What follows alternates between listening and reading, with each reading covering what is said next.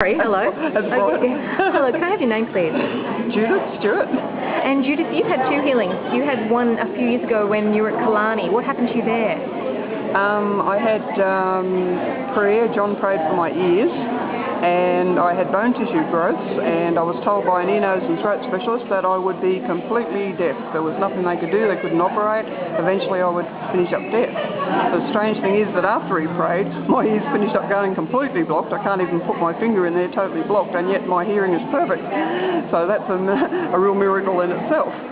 And how many years ago was that? That was about 2 years ago in Killarney. Wonderful. And then tonight something happened to you as well? Yes, I was just sitting there and John said to place a hand on the area, you know, if we needed healing. And my lungs, I've had a lung infection and I've got 70% lung capacity and problem breathing. And I just suddenly realised my breathing was really good. I started taking deep breaths and I thought, wow, how I believe, there's been a real healing with my lungs. I can take deep breaths, which I couldn't do before. I was getting very short of breath and everything. And you've suffered from lung problems since you were a baby? Yes, I had bronchiectasis was the name of the condition, and it was caused by gangrene in the lungs. They ate part of the lungs away.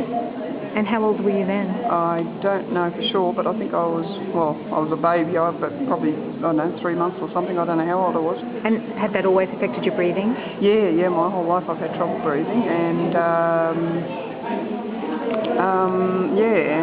trying to sing, I just kind of sneak little breaths in and hope people don't notice because I lead the worship. Yeah. But you feel you can breathe deeply now? Oh yes, I feel so much better. I just feel, yeah. That's wonderful. And do we have your permission to put this on John's YouTube channel? Yes, certainly, yeah.